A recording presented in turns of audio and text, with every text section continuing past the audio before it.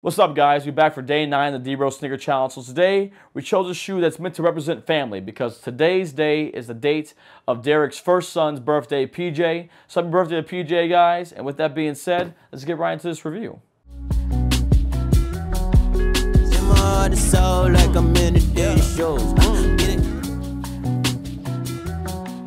Alright, y'all. So, like I said, day 9. We're back here, and we got a classic D-Rose box right here. And, that's that classic, all black box with the, reflective pieces for the 3 stripes and the D-Rose itself. And when you go inside here, like I said, we got a colorway that's meant to represent family. And that's none other than the Brenda D-Rose 4.5s. And so, the thing about the 4.5s, man, is the 4.5s is one of the shoes that I just think it just has it, man. It has this look to it, it has this vibe to it that, like, you don't see on a lot of the other Rose models, just because of how they're kind of built in structure. This upper, I think, with, it works really well when you have a pattern that has colors that really pop more. It's like the zebra colorway, for example, way. You can really see the difference in that, really kind of pops out more on the upper. But even still, with an upper like with a colorway like the Brenda's, the red hits with the lighter red for the stripes piece, I think is super cool. So let's kind of go through some of the tech of the shoe itself. When you look at the tongue right here, that's not tech, we're talking about branding. You look at the tongue right here, you got the D-Rose logo on the tongue, which again, it's 3M reflective, so I think that's super cool. On the back side of the tongue, you have the D-Rose logo inside with like an American flag. I like that, it's kind of a cool, it's like kind of design cue. But the D-Rose itself is inside like a world, a globe image, which is to mainly represent, how global D-Rose is and his brand, and just how many his fans are all across the world, and how much people, really love and adore like what he does. Another cool hit about the D-Rose logo on here too is here on the side. I love this little gold accent to it and this little piece. I do remember that some people would experience where this thing would fall off, unfortunately. I thankfully never had that happen to any of the pairs that I own, but I know for some people that was always a big deal and a big issue.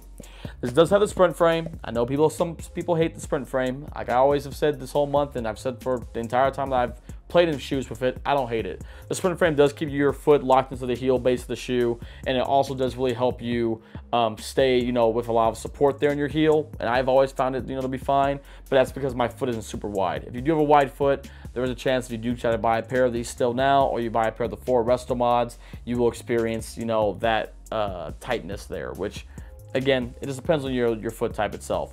When it comes to the midsole for this is the exact same midsole that you saw in the Rose 4s, and it's that has the Adiprene in it and the OGs. So the Resto mods switched out the Adiprene for bounce, but the OGs have Adiprene, and it's just a puck here in the heel. The rest of this is like a regular EVA, and it's that new Pure Motion setup. So these, I will say the court feel on these is not as great as it is in the Rose 1.5s. The 1.5s, I don't know what it is, just something about that original Pure Motion setup that just, I mean, not to make it, a joke of it, but just kind of hits different. It just kind of really grips the court better, and it does a really good job of giving you, traction no matter what direction you're in. I never really had an issue in the 4s or the 4.5s, but it just doesn't give me the same feeling. I did talk about this in the 4 review of the Resto mods, but in the OG 4s and the OG 4.5s, the way this midsole is set up, it's really more kind of pushes up into your arch, because it's set up for people that have a high arch to get that support there. And for a person like me that doesn't have a high arch, that wasn't really comfortable. So usually I switched out the insole on these for an insole that was a little bit more supportive based off, my arch type. That being said, I still wish we got these type of insoles inside the Rose line now, because this is like that thicker insole I was talking about. If anyone watched the review yesterday of the D-Rose 8s, I talked about on that pair that you see sitting back there that I believe is Derek's pair that he wore.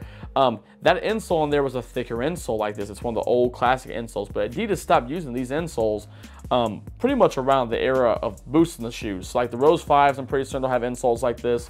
Same with the 6s, same with the 7s, same with the 8s, and that's just kind of where the era of those things kind of came to an end.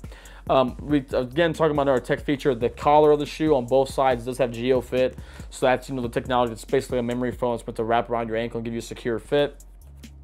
And the only other thing I will say about the shoe from a performance standpoint, guys, and a comfortability standpoint, is that this little piece right here, how it's molded, was meant to be able to help you fit the speed wraps on your ankle or your ankle brace itself, to give you some more comfort, well, not comfort, but to give you that space to wear your ankle brace with the shoes. But the problem that I found with this is that if you don't wear speed wraps, slash, even if you do, or if you wear these casually, this piece has such thin material here. It pretty much just sits right above the sprint frame that it kind of can dig into your foot a little bit. And that was something that was sometimes really uncomfortable at the least, and at the most was super uncomfortable. But again, it's not something that I really dealt with too often in them. But I will say that of all the models of shoes that I have, the 4.5s, I feel like are the shoe that I've worn the least. It might have been because I've only had like one colorway of them. I had the away colorway for the longest time. That was the only one I had. But like, I really think it comes down to that other piece of it as well, where it's just like the comfortability here, just like it's not the same. And honestly, if you're looking between the 4s and the 4.5s, I think that the 4s were a little bit better than the 4.5s because of some of these, pieces.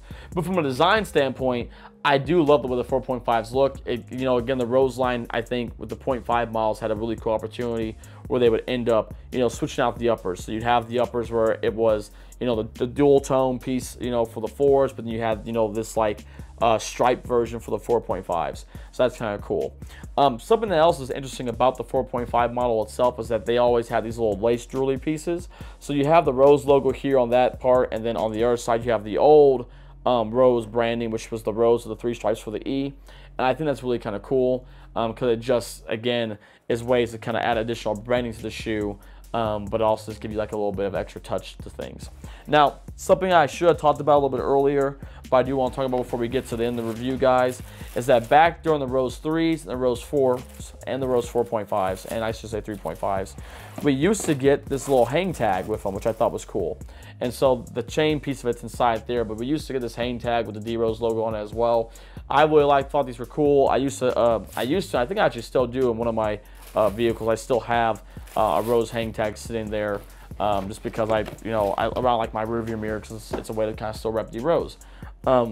Last thing to call on the shoe itself, it does say Derrick Rose up here on the forefoot, which is cool, and that's about it. Now this Brenda colorway, you guys might notice it's in pretty good shape. It's dead stock, and well, it was dead stock until I wore them today. These shoes I bought off of someone from, I think it was Poshmark, got a great deal on them.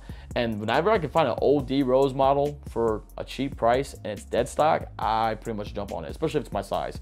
So, like I say, guys, the first video of the month, you can go back and watch that. I really kind of dug into trying to find, different D-Rose shoes on eBay and showing you the methods to which I go to find the shoes. But again, it's kind of just, what it is.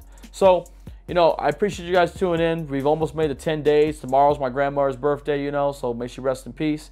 So I'll be back again with another review for that. But again, post your photos, man. Post, whichever D-Rose shoes you're wearing or rocking. Share the love on, on Instagram, YouTube, whatever might be the case for you. Hashtag D-Rose Sneaker Challenge. Show some support for D-Rose and celebrate his retirement and, this next stage and chapter of his life.